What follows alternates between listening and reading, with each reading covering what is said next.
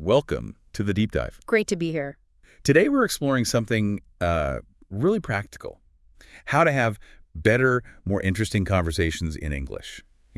Making those connections. Exactly. We've looked at some really useful ideas, and we've tried to pull out the key things that can, well, help you feel more confident and actually make chatting more fun. Yeah, think of this deep dive as maybe a shortcut, getting some quick insights. We'll look at those moments in conversations that sometimes feel a bit, well, stuck.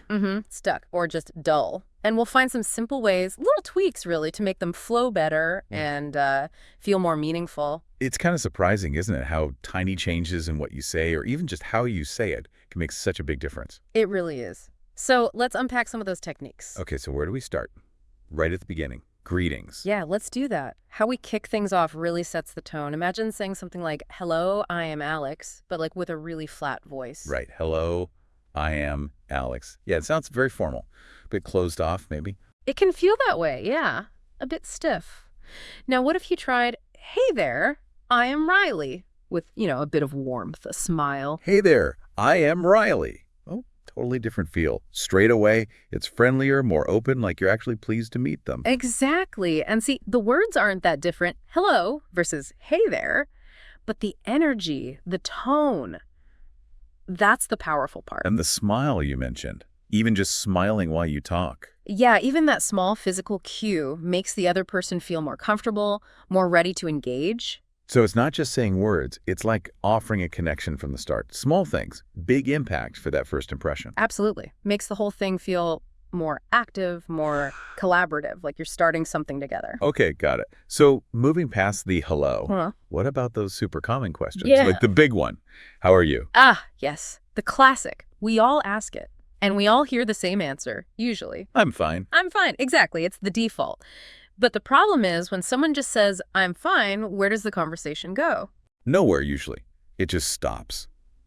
Because I'm fine is so short, it's what everyone says, and, well, it gives the other person nothing to respond to. It's like a conversational wall. Right. So that little response, "I'm fine," can actually shut down the chat before it even begins. But it doesn't have to. You can use that "how are you" moment to actually open things up. How do you do that? Well, the key is to add a little something extra, a small detail about your day. And then this is important to ask a question back. Okay, show us. What would that sound like? Instead of just, "I'm fine," maybe try, "I'm great, thanks." I actually went for a walk in the park this morning. It was lovely. How about you? How's your day going? Okay. I see. What makes that work better? Well, you listening, could you hear the difference? First, there's a specific detail. The park, the walk. That's just more interesting than fine. Right. It gives me something to picture or even ask about. Like, oh, which park? Exactly. It gives a little hook. And second, asking, "How about you?" or "How's your day going?" turns it right back to them. It shows you're interested too. So it becomes a real exchange, not just a sort of status update. You share a bit, you ask a bit. Yeah, keeps the ball rolling. Right. Turns a potential dead end into an actual conversation starter. Okay, that makes sense. So adding detail, asking back, good tip. What about when someone shares something good with you? Like they had a great weekend or got some good news. Oh, yeah. This is another tricky spot. You might feel happy for them, genuinely. But what comes out is, "That's cool." or "That's nice," or maybe "That's good." Yeah. Those words are fine, but they're used for everything, aren't they? From okay news to fantastic news. So they don't really communicate how much you're impressed or excited. They can sound a bit flat, unenthusiastic, even if you don't mean it. Right. So the idea here is to maybe level up your response. Use words that carry more energy, more genuine enthusiasm. Like choosing stronger adjectives. Exactly. Instead of just nice or cool, maybe try incredible or wonderful, or even something more casual like epic, if it fits. Epic. Huh. Yeah, that definitely sounds more excited than cool. So if my friend says they climbed a mountain, Instead of "That's nice," you could go with "Wow, that's incredible," or "That's epic, seriously." And then crucially, add a follow-up question. the question again, like, "That's epic. What was the view like from the top?" Or "Incredible. Was it really tough?" okay, yeah, I can really feel the difference. That's cool versus, "Wow, that's epic. What was the view like?" The second one just sounds so much more engaged, more interested. It does. It makes the other person feel heard and probably makes them want to tell you more. That Positive energy is contagious in a conversation. Makes sense. It makes the whole interaction more enjoyable for everyone. And this links to telling our own stories, too. Sometimes you're sharing something, maybe something you think is fascinating. Like a really long, detailed dream you had with, I don't know, dragons and talking frogs and barking fairies. Yeah, yes, exactly. You're giving every single detail because it felt so vivid to you, but you look over and the other person, well, their eyes are glazing over. Yeah, they look bored or distracted. It happens. Yeah. Even interesting stories can lose people if they just go on, and the listener doesn't feel involved. The insight here is that great conversations are usually two-sided, a bit like a game of catch, back and forth, not just one person throwing the ball endlessly. So the trick isn't necessarily to stop telling stories, but maybe keep them a bit shorter and find ways to bring the other person in. Exactly. How do you do that? How do you involve them?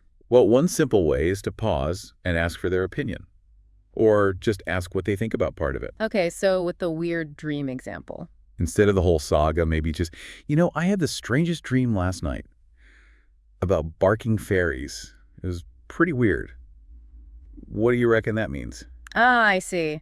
You share a striking bit, then immediately pull them in with the question, what do you think? Right. And maybe they have no idea what barking fairies mean. Probably not. But that doesn't matter. You've invited them to participate, to think with you. It shifts it from you just talking at them to talking with them, makes it interactive. That's key. Turns a monologue into a dialogue. Okay, that's a really useful shift. Definitely changes the dynamic. So we've covered greetings, basic responses, showing enthusiasm, telling stories. What about tougher situations? Like when a friend or maybe your flatmate is feeling really down, had a terrible day. Ah, yes, we naturally want to help, right? To cheer them up. But sometimes our good intentions don't quite land right. You mean like when people say, oh, don't worry, just be positive. Exactly that phrase. It's so common, isn't it? And it usually comes from a good place. But how does it actually make the person feel? Often not great. It can feel like you're dismissing their feelings, like you're saying, your sadness isn't valid, just switch it off, which isn't really possible. Right. It can feel like you don't understand, or maybe you don't want to hear about the negative stuff. It lacks empathy. So what's a better way, a more empathetic way? It's often about two steps. First, acknowledge their feeling, show you hear them, then maybe offer help or support. Okay, so instead of just be positive, try. Try something like, oh, wow, that sounds like a really exhausting day. Just starting there, acknowledging it. That sounds exhausting. And then maybe, I'm really sorry you had such a tough time. And then, is there anything I can do right now? Maybe make you a cup of tea or just listen if you want to talk. That feels completely different. It's validating their experience first. Yeah. That sounds exhausting. Sorry you went through that. It shows you're actually listening and you understand it was hard. And then the offer of help is specific and gentle. Anything I can do. It lets them know you care, and they might feel safer opening up more if they want to. Exactly. It builds connection and trust rather than potentially shutting them down. Empathy is powerful. Okay, that's really important. Now, can we quickly circle back to those common questions? We talked about how are you and adding detail. Yes. But sometimes, even if you try to give a better answer, the question itself, like, how are you or how's it going, is heard so often that people just snap back with the automatic reply anyway. That's true. It's like muscle memory. You hear, how are you? You say, fine, thanks, and you, without really thinking. So is there a way to kind of jolt them out of that automatic response to get a slightly more considered answer? There is a little trick you can try. And it's simple. Just vary the question slightly. Ask the same thing, essentially, but use different words. Okay, like what? Give me an example. Instead of the standard, how are you? You could try asking, have you had a good day so far? Have you had a good day so far? Oh, okay. Or maybe something like, what's been the highlight of your day? Or how's your week been treating you? Yeah. Those feel different. They're not the standard script. They make you pause for a split second and actually think about your day or week. Exactly. That tiny change in phrasing can break the automatic pilot response. It prompts a slightly more thoughtful answer, often a more detailed one. So just mixing up those routine questions can lead to a better start. It often can, yeah. Yeah. Especially if you ask with genuine interest in your voice. It wakes the conversation up a bit. Clever. Simple, but clever. Okay, one last situation, and it's a tough one. What about when a friend shares genuinely bad news? Something disappointing, like maybe they didn't get a job they wanted, or they did poorly on a test. Right. This is definitely a time for sensitivity. The key takeaway here is focus on support and understanding. This is not the moment for advice unless they specifically ask for it. Yeah, definitely not the time for, well, maybe you should have, or you know what you did wrong. No, or even trying to fix it immediately with, oh, don't worry, you'll find something better. That can feel like you're minimizing their current disappointment. So again, it comes back to empathy. Very much so. Acknowledge how tough it must be for them, validate their feelings, offer support. Okay, so what might that sound like? If a friend says they failed a test. You could say something like, oh, I'm so sorry to hear that. That's really rough, especially when you studied.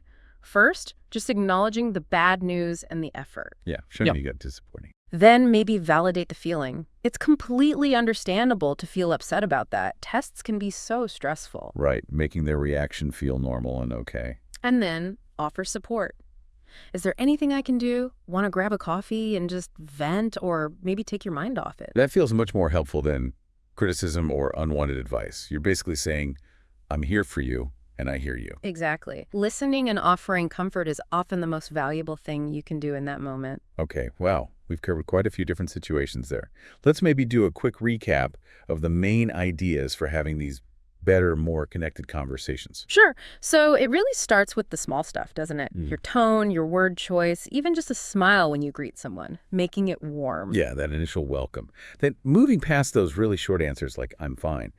Add a bit of detail, ask a question back. And when someone shares good news, try using stronger words, incredible, wonderful, epic, to show you're genuinely enthusiastic, and ask a follow-up question. Right. Keep the story going. And when you tell a story, keep it reasonably concise and try to pull the other person in by asking your opinion. Make it interactive. Definitely. And for the tough times, lead with empathy. Acknowledge their feelings. That sounds hard. Before maybe offering help. Avoid those dismissive phrases like, just be positive. And we talked about varying those routine questions. Have you had a good day? Instead of just, how are you? To get a more thoughtful response. Yes, breaking the automatic pattern. And finally, in really difficult moments when someone shares bad news, focus on understanding, validating their feelings, and offering support, not unsolicited advice. It seems like all these tips are really about moving beyond just exchanging words and actually connecting with the person. That's it, exactly. Making it a shared experience, something you build together. That's what leads to those longer, more interesting, and frankly, more meaningful conversations. So maybe if a final thought for you listening, think about a conversation you had recently, maybe one that felt a bit flat or ended quicker than you expected. And just consider, could one of these little techniques we talked about have changed it? What might you try next time in a similar spot? And maybe just start noticing conversations around you. Listen to how people interact. You'll start hearing these patterns. It's great practice. Absolutely. Awareness first, then practice. It makes a real difference. Well, thank you for joining us for this deep dive into making English conversations better.